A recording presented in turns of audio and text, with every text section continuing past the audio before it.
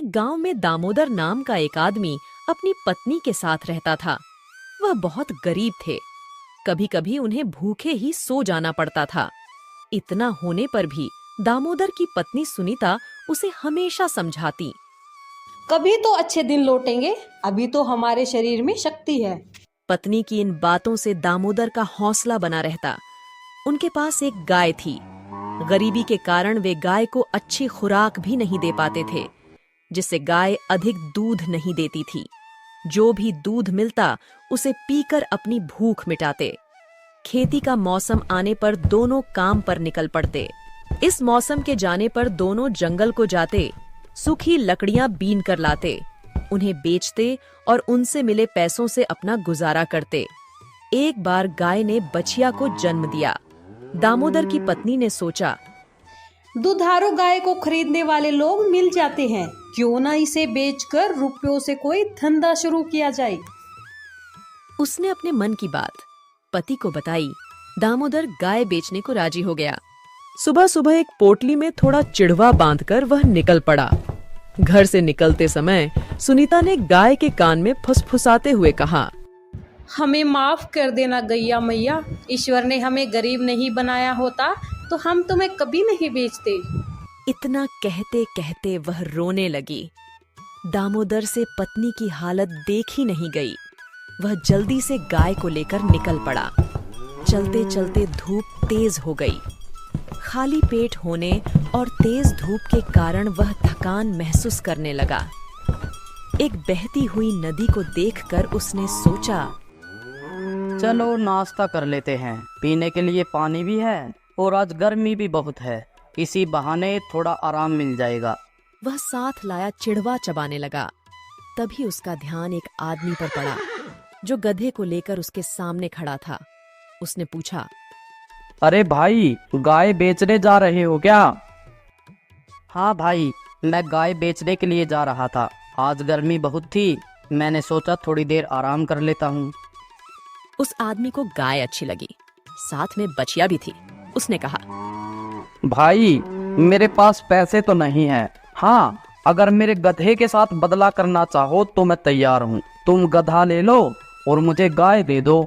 उस आदमी की बातों को सुनकर दामोदर सोचने लगा, यदि आज गाय नहीं बिक पाई तो मैं घर नहीं लौट सकूंगा, और अगर घर न लौटा तो पत्नी चिंता करेगी। अगर गधा ले लेता हूँ तो घर लौटने में देरी नहीं होगी और गधे पर बैठकर जंगल से लकड़ियां लाने में भी आसानी होगी। दामोदर ने सहमति जताई। सौदा तय हुआ। फिर वह घोड़े पर बैठकर घर की ओर चल पड़ा। वह कुछ ही दूर चला होगा कि रास्ते में उसने बकरी के झुंड को आते देखा। वह सोचने लगा, गधे से अच्छी तो बकरी है, बकरी से दूध भी मिलेगा। उसने अपने मन की बात गडरिया से बताई। भाई, आप मेरे गधे के साथ बदला करोगे? आप मुझे एक बकरी दे दो और बदले में ये गधा ले लो। गडरिया उसकी बात सुनकर खुशी से उछल पड़ा। उसने फौरन एक बकरी दामोदर को दी और गधे को लेकर चल पड़ा। अब दामोदर बकरी को लेकर पैदल चलने लगा। उसे बार बार पत्नी की याद आ रही थी। इस बार उसने रास्ते में मुर्गियों के साथ एक आदमी को आते हुए देखा। दामोदर ने उस आदमी से पूछा, भाई, आप इन मुर्गियों को लेकर कहाँ जा रहे हो? उसने कहा, भाई, मैं इन मुर्गियों को बेचने जा रहा था। दामोदर सोचने लगा, मुर्गी तो बकरी से अच्छी रहेगी। हम पति पत्नी को खाने को अंडे तो मिलेंगे ही मिलेंगे, हमारी सब्जी की समस्या भी दूर हो जाएगी, शरीर को ताकत भी मिलेगी। दामोदर ने पूछा, भाई, क्या मेरी इस बकरी से तुम मुर्गी बदलना पसंद करोगे? मुर्गी वाला एक धोखेबाज आदमी था। उसने कहा, भाई, मेरी एक शर्त है, मैं तुम्हें एक बकरी के बदले में एक मुर्गी दे सकता हूँ। दामोदर बकरी के बदले एक मुर्गी लेने के लिए तैयार हो गया। दोनों में सौदा तय हुआ। दामोदर मुर्गी को लेकर घर की ओर बढ़ने लगा। दिन ढलता जा रहा था। दामोदर को घर पहुंचने की जल्दी हो रही थी। भूख के मारे उसके पेट में चूहे दौड़ रहे थे। तभी रास्ते में उसे एक ढाबा दिखाई दिया जहां पर रोटियां बन रही थीं। साथ ही दाल के तड़के की खुशबू से दामोदर के मुंह में पानी आने लगा। उसने सामने ढाबे के मालिक रामू को पाया, वो उससे कहने लगा, मुझे बहुत जोर की भूख लगी है, मैं रोटी खाना चाहता हूँ, लेकिन मेरे पास पैसे नहीं है। रामू बोला, अगर तेरे पास पैसे नहीं है तो मैं क्या करूँ? बिना पैसों के मैं रोटी नहीं दूंगा, तू कोई और जगह इंतजाम कर ले। रामू की बात सुनकर दामोदर बोला, भाई आप ऐसा करो, यह मुर्गी रख लो और मुझे भरपेट खाने को रोटी सब्जी दे दो। रामू सोचने लगा। यह आदमी या तो पागल है या फिर चोर है। वो दामोदर से गुस्से में पूछने लगा, क्यों रे, बता यह मुर्गी कहाँ से चुरा कर लाया है? दामोदर ने कहा, नहीं तो इसे मैंने उस आदमी से बदला है जो बकरी लेकर जा रहा था। मेरी बातों पर भरोसा न हो तो उस आदमी को बुलाकर पूछ लीजिए। रामू को विश्वास हो गया कि मुर्गी चोरी की नहीं है। फिर उसने पूछा, चलो मैं तुझ पर भरोसा करता हूँ, लेकिन मुझे एक बात समझ नहीं आई, तुमने बकरी के साथ मुर्गी बदलने का सस्ता सौदा क्यों किया? दामोदर ने उसे पूरी कथा बताई। यह सुनकर रामू बोला, चलो ठीक है, रोटी तो तुझे मिलेगी, लेकिन मुझे तुम पर तरस भी आ रहा है। आज तेरी खैर नहीं है, तेरी पत्नी तेरी बातों को सुनकर तुझे घर में घुसने नहीं देगी। रामू की बात सुनकर दामोदर बोला, आप मेरी पत्नी को नहीं जानते। मेरी पत्नी अनपढ़ जरूर है, लेकिन है बहुत समझदार। मेरे इस सौदे पर वह भी नाराज नहीं होगी। रामू ने कहा, ऐसी बात है, चलो शर्त लगाते हैं। दामोदर ने कहा, ठीक है, पर शर्त क्या होगी? रामू बोला, चलो तुम ही बता दो। दामोदर गरीब था, उसके पास देने के लिए तो कुछ था नहीं। उसने कहा, अगर मैं शर्त हार गया तो खाली हाथ वापस लौट आऊंगा और जिंदगी भर आपकी नौकरी करूंगा, लेकिन अगर आप शर्त हार गए तो? रामू ने कहा, अगर मैं शर्त हार गया तो तुम्हें गाय, गधा, बकरी और मुर्गी की पूरी कीमत दूंगा। दामोदर कहने लगा, सेठ जी मुझे शर्त मंजूर है, लो इस मुर्गी को पकड़ो और मुझे खाने के लिए दाल रोटी दो। दामोदर जब रोटी खाने लगा तो रामू ने कहा, भाई मैं भी तेरे साथ चलूंगा, क्योंकि मुझे तेरी पत्नी के धैर्य की परीक्षा लेनी है। दामोदर ढाबे के मालिक को लेकर चलने को तैयार हो गया। दोनों को घर पहुंचते पहुंचते अंधेरा हो चुका था। दामोदर पत्नी को आवाज देते हुए घर के अंदर घुस गया। रामू बाहर खड़ा होकर उनकी बातें सुनने लगा। दामोदर को कमरे में आते देख उसकी पत्नी ने कहा, चलो अच्छा हुआ, रात होने से पहले ही आप वापस आ गए। गाय कितने में बिकी? दामोदर ने कहा, गाय तो मैंने बेच दी, मगर पैसे हाथ नहीं आए। उसके बदले मुझे एक गधा लेना पड़ा। उसकी पत्नी बोली, चलो कोई बात नहीं, अब तुम्हें लकड़ी लाने जंगल तक पैदल नहीं चलना पड़ेगा, लकड़ी भी गधे पर ढो सकते हो। दामोदर ने कहा, यही सोचकर तो मैंने सौदा तय किया था, लेकिन रास्ते में एक घटना हो गई जिसके कारण गधा भी हाथ से निकल गया। उसकी पत्नी बोली, कोई बात नहीं, तुम्हें चोट तो नहीं आई? दामोदर ने कहा, नहीं नहीं, इस प्रकार की कोई घटना नहीं हुई। रास्ते में घर लौटते हुए गधे के बदले एक बकरी लेनी पड़ी, यह सोचकर कि गाय के न होने पर भी हमें दूध की कमी नहीं होगी। उसकी पत्नी बोली, हाँ यह तो तुमने अच्छा सोचा, चलो अब दूध की परेशानी तो नहीं रहेगी। दामोदर ने कहा, लेकिन भाग्य को यह भी मंजूर नहीं था। रास्ते में मैंने उसके बदले यह सोचकर एक मुर्गी ली कि उससे रोज अंडे मिलेंगे, अंडों से चूजे निकलेंगे, इन्हें बेचकर हम धन भी कमाएंगे और कभी कभी अंडे भी खाने को मिलेंगे। उसकी पत्नी बोली, यह भी बहुत अच्छा सोचा, मुझे भी बहुत दिनों से मुर्गी पालने की इच्छा हो रही थी, कहाँ है मुर्गी? दामोदर ने कहा, लेकिन भाग्यवान मुर्गी भी हाथ से निकल गई। दामोदर की पत्नी ने हंसते हुए पूछा, कैसे? दामोदर ने कहा, वो हुआ कुछ यूं कि सुबह से मैं भूखा था, रास्ते में एक ढाबा मिला, खाने की खुशबू से मेरे पेट में चूहे दौड़ने लगे, मैं अपने आप को रोक नहीं सका, मुर्गी के बदले मैंने ढाबे पर भरपेट रोटियां खाई। दामोदर की पत्नी ने कहा, मेरे लिए यह कितनी खुशी की बात है कि तुमने कई दिनों बाद भरपेट रोटियां खाई। तुम स्वस्थ और कुशल रहते हो तो हम लोग कमाते रहेंगे और कभी मुर्गी भी खरीद कर पाल लेंगे। चलो मुंह हाथ धो लो। दामोदर ने रामू को अंदर आने के लिए कहा। रामू दामोदर की पत्नी की समझदारी और सहनशील स्वभाव की प्रशंसा करते हुए बोला, बहन जी, आप एक बात बताओ, आपके पति ने इतनी बड़ी बेवकूफी की, फिर भी आपको उस पर गुस्सा नहीं आया? आपकी सहनशीलता की तारीफ करनी पड़ेगी। दामोदर की पत्नी ने कहा, भाई, ईश्वर ने हमें गरीब और संतानहीन बनाया है। हमारे बीच जो प्रेम है उसे हम अपनी अमूल्य संपत्ति समझते हैं और इसके लिए ईश्वर को धन्यवाद देते हैं। अब हम क्रोध दिखाकर ईश्वर के इस अमूल्य उपहार को गंवाना नहीं चाहते, न ही इसके जीवन को नरक बनने दूंगी। मेरे लिए तो इसका सुख सब कुछ है, इसलिए मैं क्रोध नहीं करती। दामोदर की पत्नी की बातों से ढाबे का मालिक अत्यंत प्रभावित हुआ। इसके अलावा शर्त के अनुसार उसने उसे 5,000 रुपए दिए, साथ ही उन्हें नौकरी पर भी रख लिया। एक गांव में रमेश नाम का किसान रहता था। परिवार में उसकी पत्नी और 2 बच्चे थे। वह अपने छोटे से खेत में फसलें उगाता था, जिससे कि वो अपने परिवार के लिए 2 वक्त का खाना जुटा पाता था। लेकिन इस साल बारिश न होने की वजह से उसकी फसलें इतनी अच्छी नहीं हो पाई। एक दिन वह अपनी पत्नी के साथ खेत पर खड़े होकर कह रहा था, हे भगवान, अगर बारिश हो जाए तो इस बार सभी किसानों की फसलें अच्छी हो जाए। उसकी पत्नी भी कहती है, सही कहा आपने। अगर बारिश हो जाती है तो इस बार काफी अनाज हमारे पास आ जाएगा। बारिश की आस में किसानों की उम्मीदें टूटने लगती हैं, लेकिन बारिश की एक भी बूंद जमीन पर नहीं गिरती।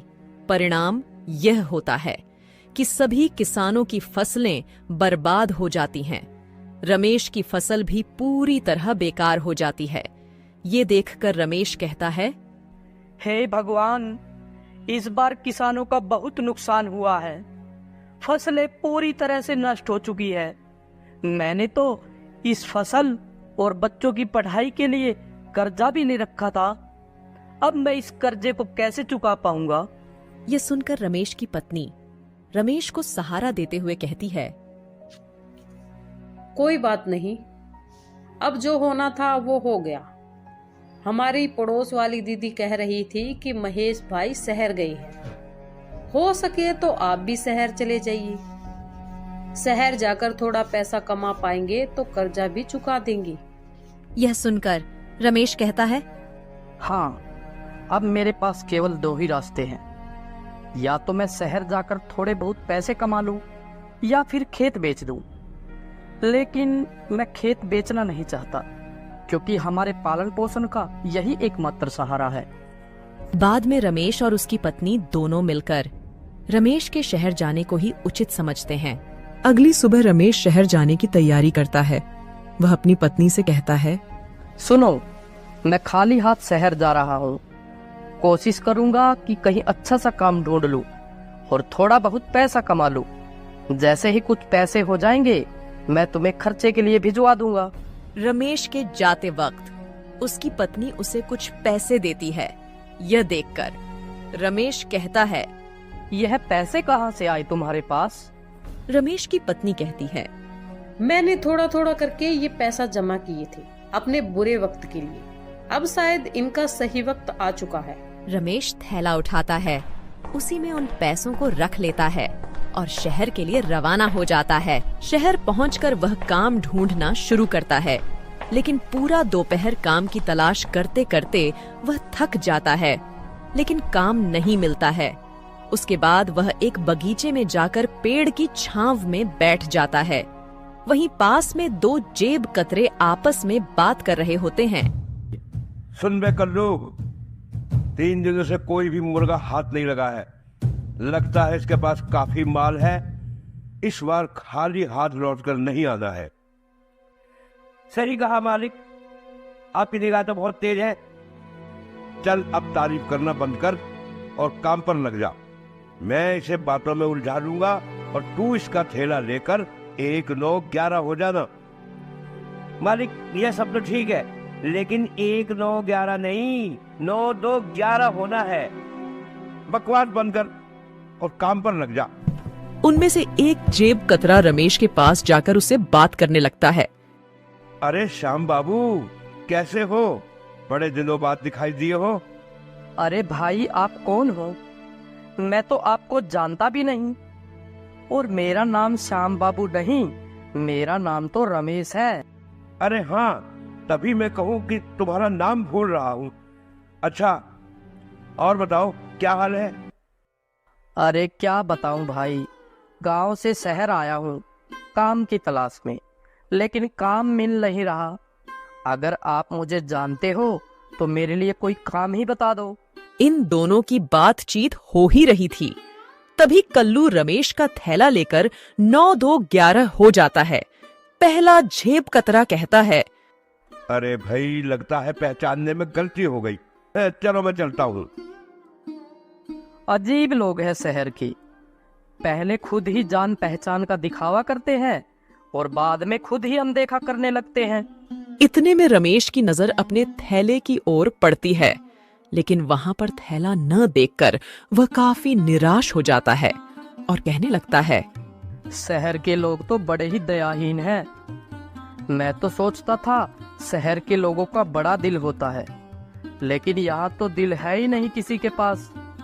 गरीब के थैले को भी नहीं छोड़ते। वह भगवान से प्रार्थना करता है कि वही उसकी मदद करें। इतने में रमेश के पीछे से एक दर्द भरी आवाज आती है, बचाओ बचाओ। रमेश उस आवाज को सुनता है और देखता है कि वहां एक घायल व्यक्ति जमीन पर नीचे पड़ा हुआ है। उसके आसपास से लोग गुजर रहे हैं, लेकिन कोई भी उसे सहारा नहीं दे रहा है। रमेश उसकी घायल स्थिति को देखकर तुरंत हॉस्पिटल ले जाने का इंतजाम करता है। हॉस्पिटल ले जाकर वह डॉक्टर से बात करता है। डॉक्टर साहब, जरा इन्हें देखिए, यह बहुत घायल है और दर्द के मारे तड़प रहे हैं। डॉक्टर उस व्यक्ति की हालत देखता है और कहता है, तुरंत इलाज शुरू करना होगा। इसके लिए तुम्हें कुछ पैसे काउंटर पर जमा करने होंगे। ये सुनकर रमेश आश्चर्य में पड़ जाता है और डॉक्टर से कहता है, डॉक्टर साहब, आज ही सुबह मैं शहर आया हूँ काम की तलाश में, लेकिन काम तो मुझे मिला नहीं। ऊपर से मेरा बैग भी किसी ने चुरा लिया है। डॉक्टर उस व्यक्ति का तुरंत इलाज शुरू कर देते हैं और कुछ समय बाद बाहर निकलते हैं। तभी रमेश अपनी जेब से एक पर्स निकालता है, जो उसे घायल व्यक्ति को हॉस्पिटल लाते हुए उसकी जेब से गिरते हुए मिल गया था। वह उसे डॉक्टर को दिखाते हुए कहता है, ये लीजिए डॉक्टर साहब, ये इन्हीं का पर्स है। मैंने तो इसे खोला भी नहीं है, देख लीजिए, शायद इसमें कुछ पैसे हो। डॉक्टर उस पर्स को चेक करता है तो उसमें बहुत सारे आईडी कार्ड और क्रेडिट कार्ड होते हैं। जब डॉक्टर उनकी आईडी कार्ड को चेक करता है तो उसे पता चलता है कि यह तो शहर के सबसे अमीर आदमी है। वो तुरंत रमेश से कहता है, अच्छा हुआ जो तुम इन्हें हॉस्पिटल लेकर आ गए। तुम जानते हो, ये शहर के सबसे बड़े आदमी हैं। मुझे नहीं पता डॉक्टर साहब, मैंने तो अपना फर्ज निभाया है।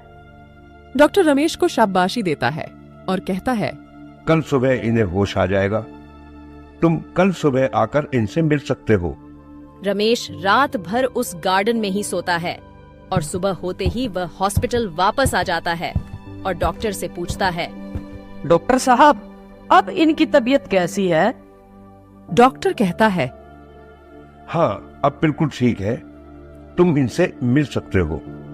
डॉक्टर उस व्यक्ति से रमेश का परिचय कराते हुए कहता है, यह रमेश जी हैं। इन्होंने ही आपकी जान बचाई है। घायल अवस्था में यही आपको हॉस्पिटल लेकर आए थे। यह सुनकर अशोक जी कहते हैं, धन्यवाद मेरी जान बचाने के लिए। तुम कौन हो और क्या करते हो? तभी रमेश कहता है, मैं गांव से शहर आया हूँ एक अच्छे से काम की तलाश में, लेकिन अभी तक मुझे कोई भी काम नहीं मिला है। मेरे ऊपर कर्ज है, मैं उस कर्ज से मुक्त होना चाहता हूँ, इसलिए मैं शहर पैसे कमाने के लिए आया हूँ। अशोक जी ये सोचकर हैरान हो जाते हैं कि यह व्यक्ति इतनी परेशानी में होते हुए भी मुझे हॉस्पिटल लेकर आया। वह कहते हैं, मुझे ये जानकर बहुत अच्छा लगा कि इस समय भी तुम जैसा अच्छा और ईमानदार इंसान है। एक काम करना, कल मेरी छुट्टी है तो तुम कल सुबह ठीक इसी समय आना। मेरे पास तुम्हारे लिए काफी अच्छा काम है। रमेश शुक्रिया अदा करते हुए वहां से चला जाता है। अगले दिन ठीक उसी समय हॉस्पिटल पहुंचता है। हॉस्पिटल से वे दोनों अशोक जी के घर के लिए रवाना हो जाते हैं। घर में प्रवेश करते वक्त रमेश उनके बड़े से महल और बड़ी बड़ी गाड़ियां देखकर हैरान रह जाता है और सोचता है कि यह व्यक्ति कितने अमीर होंगे। रमेश अंदर जाकर सोफे पर बैठ जाता है। तभी अशोक जी नौकर से उसके लिए पानी और खाने के लिए कुछ लाने को कहते हैं। अशोक जी कहते हैं, रमेश, तुम कुछ खा पी लो, मैं 15 मिनट में आता हूँ। कुछ देर बाद अशोक जी आते हैं और कहते हैं, रमेश, शहर के बाहर मेरी एक बड़ी फैक्ट्री है जिसमें खेती से जुड़े उत्पाद बनाए जाते हैं। खाने पीने का कोई झंझट नहीं है। वहाँ पर तुम्हें खाने पीने को सब मिलेगा, रहने को घर मिलेगा। अगर तुम सहमत हो तो तुम इस काम को कर सकते हो। रमेश कहता है, यह तो मेरे लिए बहुत ही अच्छी बात है। वैसे भी मैं एक किसान हूँ। खेती बाड़ी के बारे में मुझे बहुत अच्छे से पता है। मैं इस काम को अच्छे से कर पाऊंगा। अशोक जी कहते हैं, तुम चाहो तो अपने परिवार को भी यहाँ लाकर रह सकते हो। अशोक जी रमेश को कुछ पैसे देते हैं जिससे वह अपने कर्ज को चुका पाए। फिर रमेश गांव जाता है और अपने कर्जे को पूरी तरह चुका देता है और अपने परिवार के साथ शहर वापस लौट आता है। अशोक जी रमेश के दोनों बच्चों की पढ़ाई का खर्चा भी खुद ही उठाते हैं और उनके खाने पीने का और रहने का ख्याल भी रखते हैं।